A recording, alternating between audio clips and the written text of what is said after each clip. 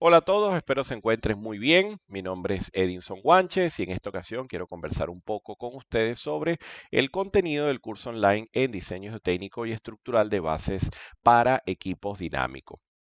En el contenido que consiguen en nuestra página web van a poder visualizar todo lo que son los aspectos teóricos, aplicación, ejercicios, casos reales, etcétera, que abordaremos a lo largo del curso. Sin embargo, en este pequeño video quiero mostrarles ciertos aspectos interesantes que estaremos abordando a lo largo del curso, como por ejemplo, tener en cuenta que estaremos trabajando con el código ACI 351, 3R y tener en cuenta que este reporte acaba de tener una actualización en el año 2018, muy recientemente. Este reporte ha venido evolucionando mucho a lo largo de sus últimas ediciones. Si visualizamos, por ejemplo, acá en el capítulo 6, que tiene que ver con análisis de vibraciones y criterios de aceptación, vamos a poder visualizar ya mucha más potencia en el código, como ahora se incorpora dentro de la normativa el manejo de el sistema estructural completo, cómo sería analizar la respuesta completa considerando el terreno, considerando la cimentación y la propia estructura para sistemas de cimentación rígido o sistemas de cimentación flexible, cómo abordar el caso, por ejemplo, de cimentaciones superficiales o cimentaciones profundas. Es un caso bien interesante porque vamos a partir de la hipótesis de un diseño convencional de una cimentación superficial. Si supongamos que tenemos una zapata, por ejemplo, una cimentación superficial como la que se observa en este software, en el software Geo5, que hemos diseñado para que soporte un determinado equipo vibratorio. Hemos hecho todo un análisis de carga y finalmente hemos hecho una verificación de capacidad, un análisis de asiento y un dimensionado. Esto está muy bien desde el punto de vista estático de carga pseudoestática. ¿Qué ocurre desde el punto de vista de vibraciones? Que obligatoriamente tenemos que pasar a los requisitos del ACI 351 para poder determinar lo que son las rigideces negativas, el amortiguamiento de esa cimentación y poder aplicar entonces todos los criterios de aceptación que establece dicho código para poder conocer si definitivamente las dimensiones con las que estamos trabajando son adecuadas, los espesores o si tenemos que hacer algún ajuste en particular. Ese sería, por ejemplo, el caso de una cimentación superficial. Para poner en práctica eso, utilizamos diferentes herramientas, como por ejemplo, lo primero es tener en cuenta que vamos a trabajar con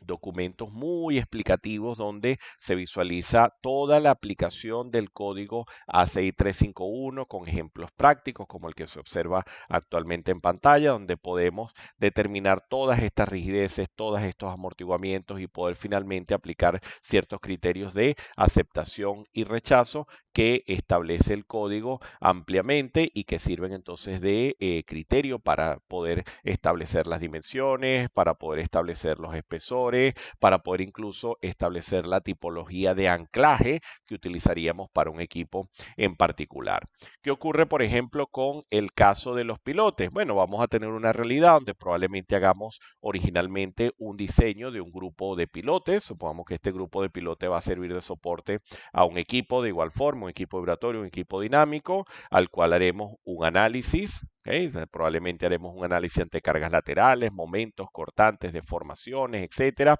Haremos un dimensionado del grupo de pilotes, pero vamos a conseguir el mismo problema. Esto está muy bien para cargas estáticas o para cargas pseudostáticas, pero ¿qué ocurre con el componente dinámico? En este caso, de igual manera,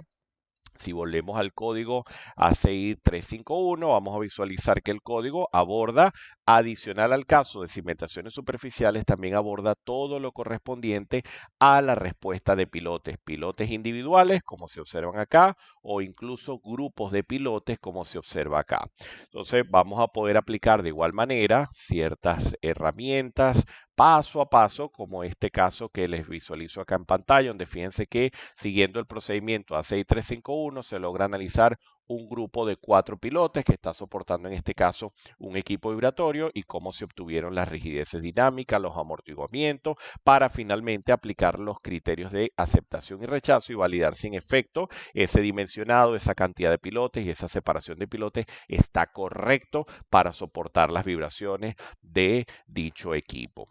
ya si dominamos este tipo de análisis, los conceptos que establece el código, etcétera, vamos a poder entonces utilizar herramientas mucho más sofisticadas, como por ejemplo esta que se observa acá, el software Dyna-N, por ejemplo, es un software muy potente que permite determinar funciones de impedancia, rigideces dinámicas, amortiguamientos, etcétera, y poder ya tener un manejo mucho más ambicioso de lo que son las rigideces, poder visualizar, por ejemplo, la respuesta a nivel de desplazamientos o rotaciones, como se observa en esta gráfica, de grupos de pilotes tan complejos como este que se observa acá. Pero claro, todo el mecanismo de respuesta va a depender de los criterios que hemos indicado anteriormente. Y visualizar también una realidad que podemos conseguirnos frecuentemente y es el caso de las estructuras existentes. Tenemos casos donde, por ejemplo, esta base es de un equipo que tuvimos la oportunidad de atender, una turbina de 20 megavatios que estaba apoyada sobre pilotes y el problema era que existía todo una patología de vibraciones caracterizadas por agrietamiento, por daños muy severos en el sistema estructural y en ese caso había que plantear ciertos sistemas de reforzamiento para todo el control de vibraciones, pero lo interesante también es que se hicieron pruebas de vibraciones, pruebas de